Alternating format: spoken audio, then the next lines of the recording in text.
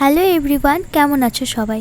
তোমাদের আশীর্বাদে আমি যে পেমেন্টটা পেয়েছিলাম ফেসবুক থেকে সেটাই আজকে খরচ করব। সেটা আমি তুলে এনেছিলাম কিন্তু খরচ করিনি। আর কালকে জন্মাষ্টমী, তার জন্য ভাবলাম যে বাড়িতে তো কোনো রাধা গোবিন্দের মূর্তি ছিল না, তার জন্য রাধা গোবিন্দের মূর্তি প্রতিষ্ঠিত করব বাড়িতে। তার জন্য যেমন কথা তেমন কাজ, এখান থেকে কিনে নিলাম রাধা গোবিন্দের বিগ্রহ, কাঁসার বিগ্রহ।